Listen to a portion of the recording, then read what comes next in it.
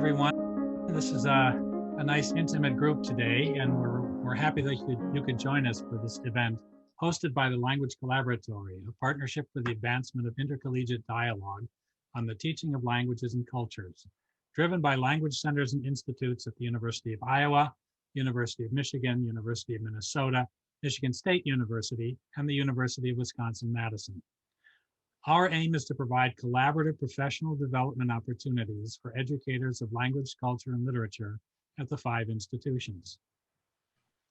Our series this fall addresses perennial issues of accessibility, inclusivity, and learner autonomy and agency through the lens of our current shared circumstances, and approaches these issues from a variety of perspectives, building on the expertise of individuals on our own campuses.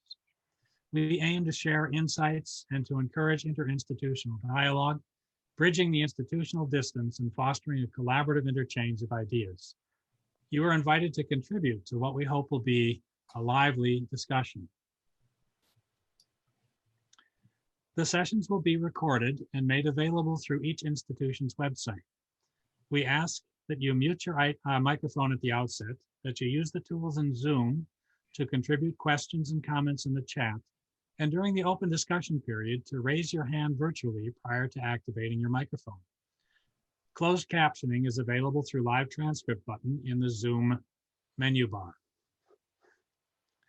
Before we start today's session, just a reminder that the next event will be held next Monday at this time, hosted by the University of Wisconsin-Madison, dealing with examples of asynchronous instructional design as social justice in a post-COVID world. Today's discussion comes to us from the University of Iowa and will be led by Claire Francis, the director of the Center for Language and Culture Learning at the University of Iowa. Claire, over to you. Thank you, Dan. Thank you. Sorry. What happened? I closed the screen. There we go. Thank you, Dan. I'm really delighted to be joined by my colleagues, Janelle Clark and Janelle Legg and Becca Clark. Janelle and Becca have decided to present today with one of them speaking and the other one signing. The signer will be the primary communicator, and so if you don't see the 3 of us pinned across your screen, you should. Janelle will be signing first and Becca will be speaking first. I'm going to introduce them and then get into talking with them. So Becca is the Director of Undergraduate Studies for the American Sign Language program here at the University of Iowa. She's been a lecturer in the program since 2013. She earned her master's degree in Deaf Cultural Studies from Gallaudet University, the only bilingual, bimodal ASL in English liberal arts university in the world. Janelle is a lecturer in the American Sign Language program here as well, and a PhD candidate at George Mason University in the Department of History and Art History. She holds dual master degrees in Deaf History and Deaf Studies from Gallaudet University. So thank you so much for agreeing to talk with us today, Janelle and Becca. So my first question for you is, so your talk is called Technological Phonocentrism. Could you first explain to us what phonocentrism is and how it affects your teaching? All right, so phonocentrism, great question. Hold on one second. Okay, so phonocentrism, what does that mean? It is a cultural orientation that values spoken language or speech over other forms of language, for instance, writing or sign language. So this is an idea by the French philosopher Jacques Derrida. He's coined that phrase, and deaf studies scholars reading his work have applied this idea of phonocentrism to deaf studies specifically. His work focused primarily on differences between spoken language and written language, and for deaf studies, we've looked at how sign languages operate within that spectrum. As someone who teaches ASL, there's a lot of new educational tools that have been developed, and we get excited as instructors and we want to use them, and then often are frustrated because we can't. So there's a lot of work we have to do to take a tool and evaluate it and figure out how we can make it work for a visual language. Oftentimes it involves investigating the settings, but it's very difficult to take a tool out of the box and apply it in our classrooms. So I find that very interesting that the Derridian concept that privileging speech over writing has found its way into informing ASL instructional, your pedagogy, right? Can you give us some examples of what are some ineffective technologies for the ASL world? Yeah, sure. So a good example, we're all using Zoom right now. This is a great example. So at the beginning of the meeting, a lot of people struggled with, which videos do you see?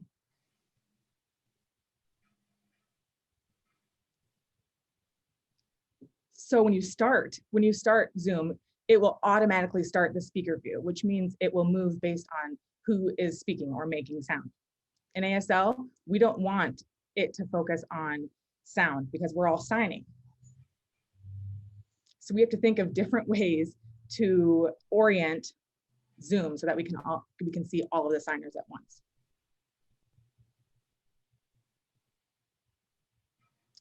So at the beginning, when you can share your PowerPoint or you can share your screen, if you were teaching in a spoken language, you can lecture at the same time that you were sharing that visual. In ASL, you're not going to be able to do that. You're going to have to share the visual and then make it become small again so that your video can be larger and they can see your signing. So it's not going to be as fluid of a presentation as it would if it was in a spoken language. So you can really see that phonocentrism is built into the system, into this tool of Zoom.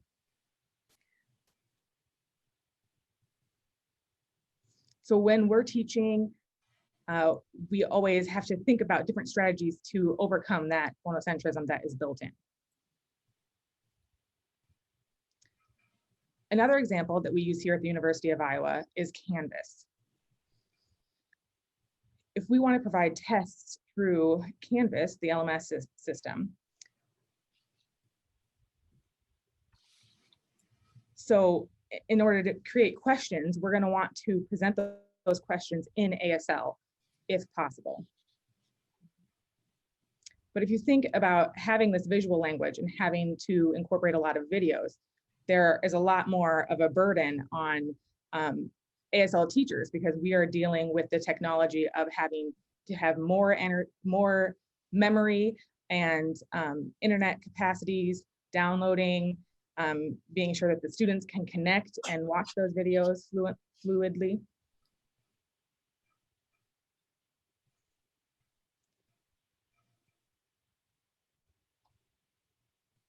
So also when we are asking questions in ASL, showing those videos, in order for students to answer in ASL, they also have to provide and upload a video of their responses.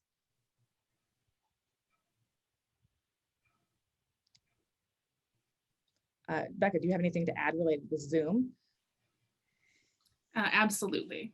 So one experience I recently had, I had students giving presentations in class. They were sharing their own PowerPoints plus signing an ASL giving presentations. Now, I recorded these videos of the presentations to upload to Icon, which is our Canvas installation, our language management system, learning management system.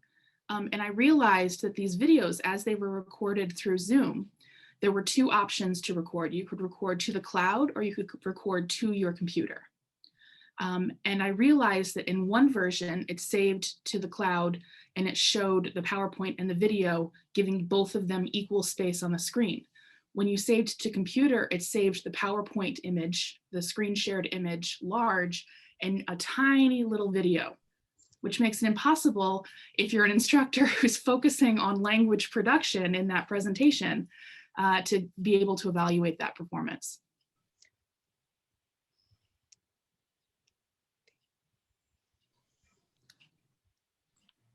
So another thing that I'd like to add. So ASL has conversation regulators, like other languages. In ASL, eye contact is very important.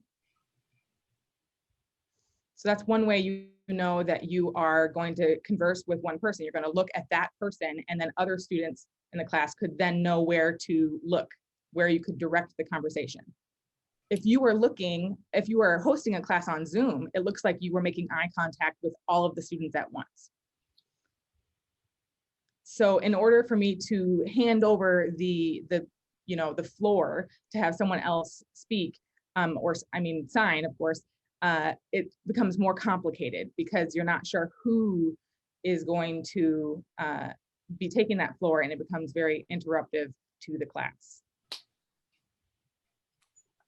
I was just thinking that turn taking has got to be very complicated in an ASL class.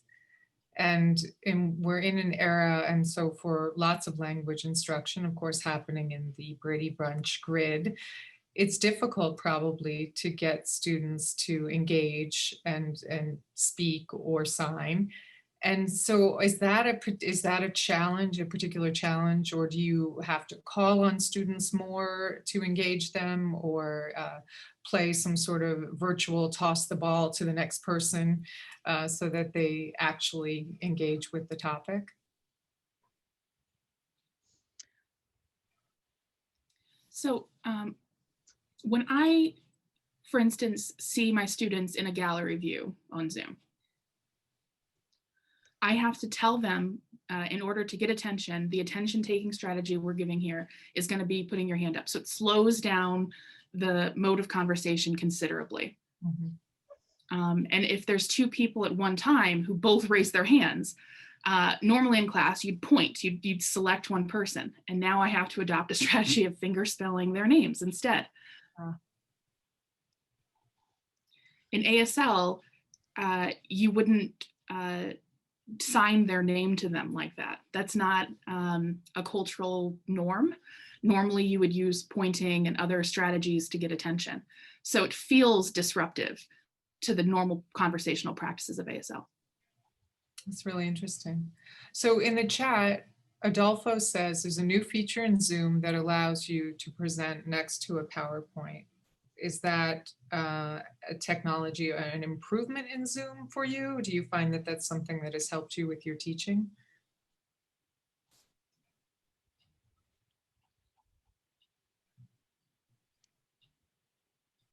So yeah, you can do the side-by-side mode, and then you'll have the little bar where you can adjust the size of the signing and the size of the PowerPoint. The issue with this, if you are the host, your perspective is different than if you're a participant.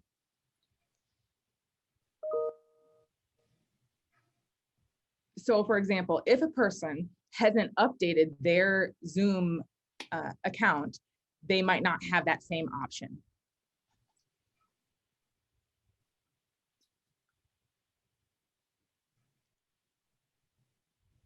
So yeah, Zoom actually just pushed an update saying that you could rearrange the videos, how you see people, and then you can apply your view of all of the videos to all of the participants. The problem is I tried to use this feature in my class, but it didn't work because several of the students did not have the most up-to-date version of Zoom.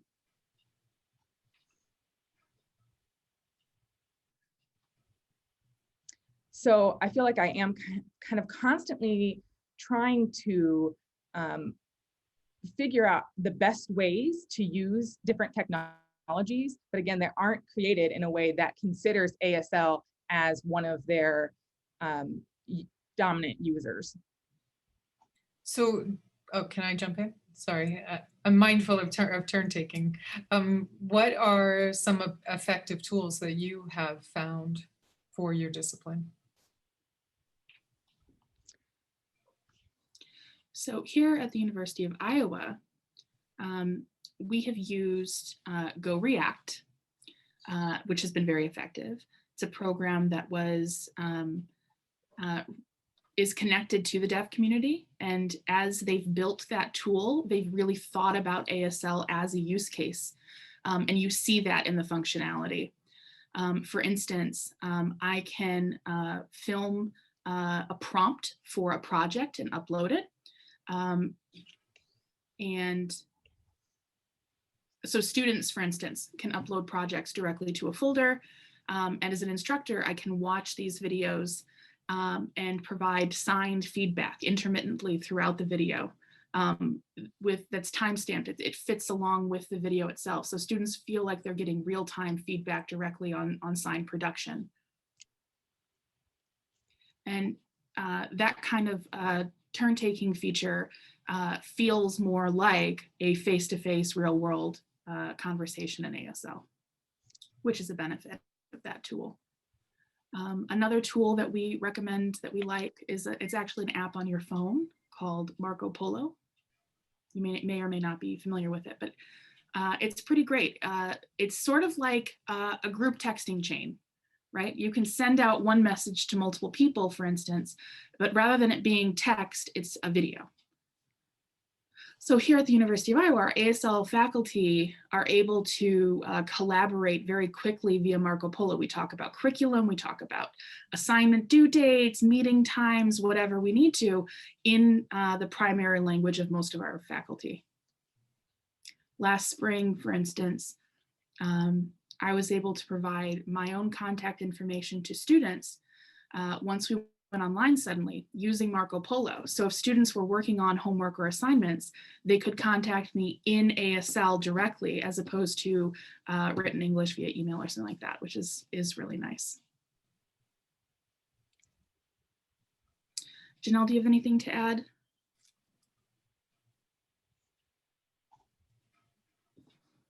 Oh, yeah, sure. You can add Kahoot. So Kahoot is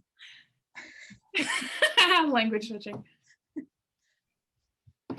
All right, so Kahoot.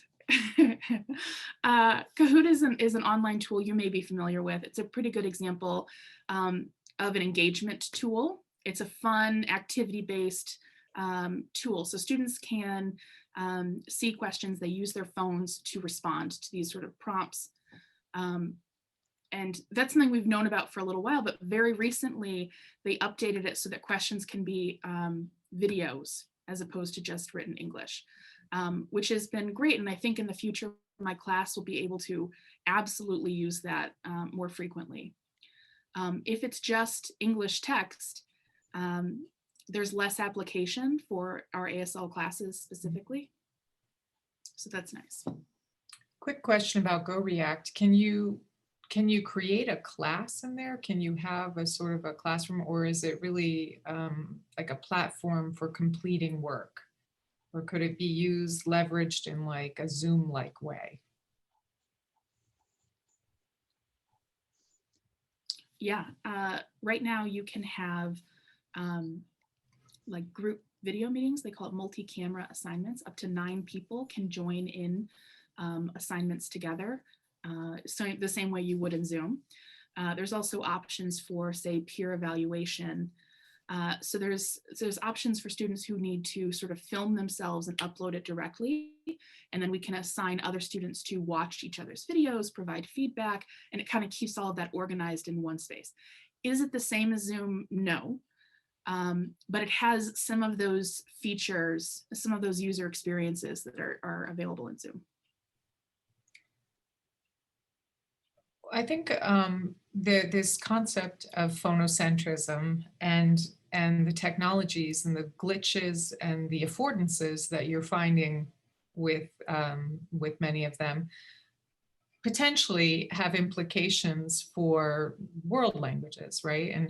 And I think since we are such a small group here, it might be interesting to open the floor and see what some of the people in the Zoom might have to say about that. Adolfo has something I'm going to look in the chat in a second, but maybe I thought you could reflect on those implications for world language programs generally, and for like universal design for learning type of perspective, from that kind of perspective?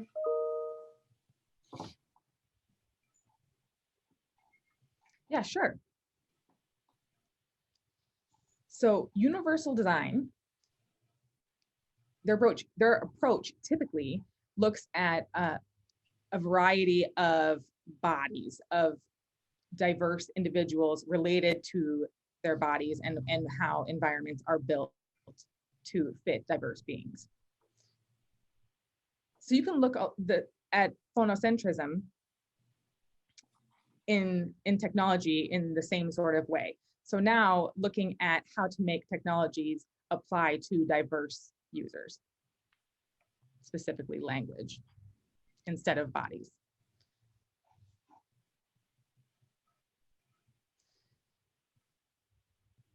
So I think it's important for programs to look at different educational tools to apply to all languages, both spoken and sign languages. Here at the University of Iowa has one good example. So we have a lot of different students and they're learning a lot of different languages. So the Center for Culture and Language Learning, the CLCL, just had a new name. The CLCL invested in a technology called the OBS, a one-button studio. So this technology is a room where you can enter and it's a little filming studio. It has a good background, it has good lighting. You can use that technology, you can film yourself presenting in any language. So when you think about a class in spoken languages and you want them to write a paper in that language, you're gonna probably expect that they have a computer, that they can type those answers, that they can follow a formatted, what size of margins and size of text, for example. You can think of an OBS and filming environment in the same way for ASL. So we want a clean background, we want good lighting, we want a certain film angle to have formal ASL assignments completed in that fashion.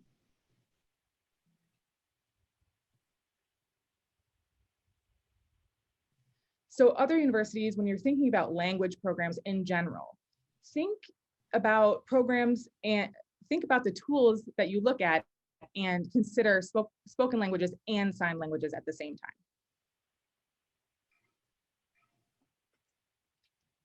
Do you have anything to add, Becca? I think I have a question from the chat, if you're ready. Okay, so, or Adolfo, do you want to pop out and ask it? Yes, I can. So listening to your description of tasks and just thinking in terms of the affordances of the video-based assignments, I'm wondering if you can comment on whether or not there have been any instances or if there are concerns in regards to academic integrity in your program. I know here at the University of Minnesota, there have been a lot of sessions that have dealt with the topic of academic integrity. And I'm just thinking in terms of having the need to produce language on the spot and being physically present and 100% present in a way, if that changes the play field in terms of academic integrity.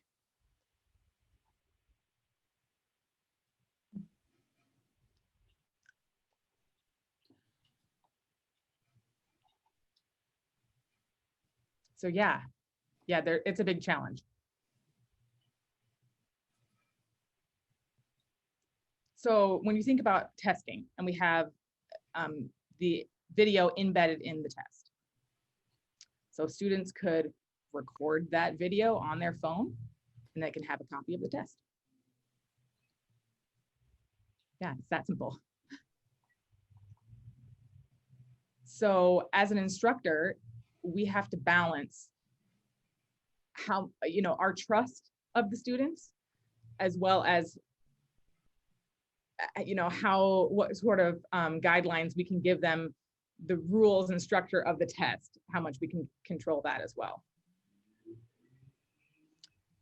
So our tests include two types of assessment, both receptive and expressive assessment in ASL. So the expressive test is going to be their spontaneous skills, their ability to just respond in ASL at that moment without prior preparation.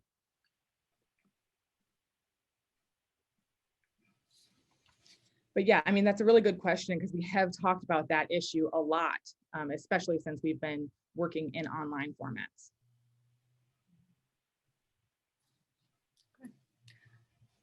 Does anybody have any other questions?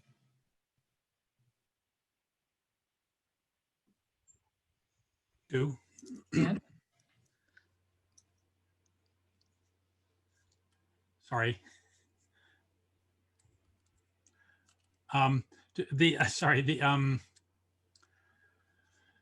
of a question about, I mean, your program deals with learning ASL, and I'm wondering about accommodations for hearing impaired students learning a second spoken language. Do you have a kind of a policy about that, or do you have any say about, I mean, I know that ASL, for example, is American Sign Language, so it's different from what you might use in Europe or elsewhere. What, you know, from a foreign or second language, spoken language perspective, what kind of advice can you give us to how to accommodate hearing impaired students?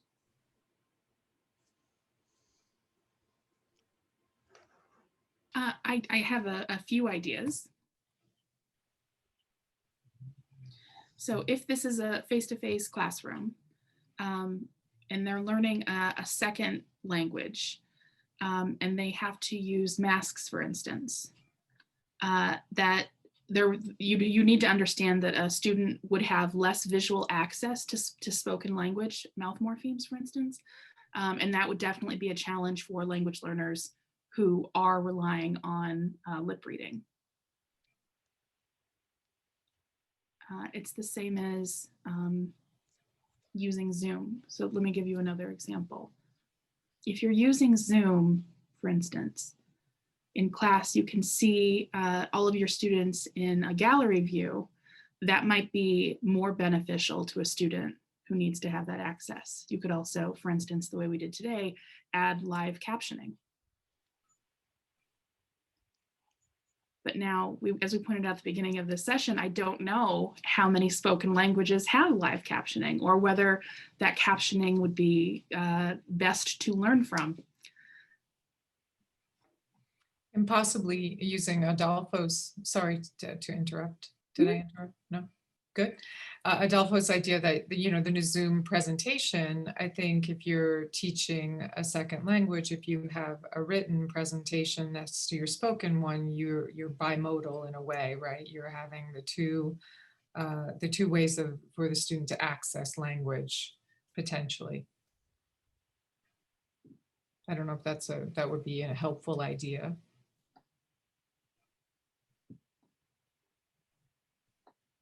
Any other questions? Janelle has something to add. Yes, please. So yeah, one thing that we were going to talk about is the difference between ableism and phonocentrism. Most of our students are hearing and speaking individuals. So, and they're learning American Sign Language. So the marginalization that they are experiencing in class and with these tools is related to language specifically and not their bodies at all, not a physical experience. If that kind of helps a little bit, just kind of clarify, put our program into a better understanding of of how we're constructed. Mhm.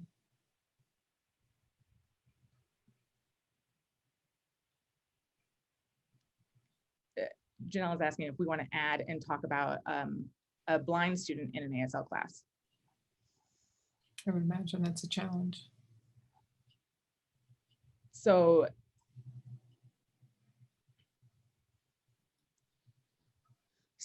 what's interesting is that when you, such as the question just now, a hard of hearing or deaf student joining a different, learning a second spoken language is going to confront the same sort of challenges that possibly a blind student would have trying to learn ASL. And our program has experienced that.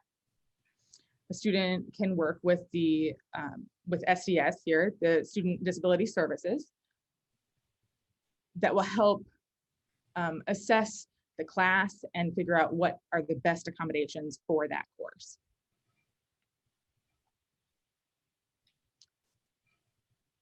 So, for any language class, we don't want to create barriers to prevent students from taking those classes. So you always want to figure out the best ways to match every diverse student that's interested in the course.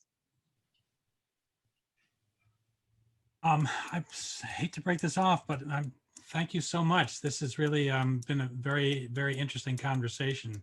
Thank you, Becca and Janelle and Claire, for organizing this session.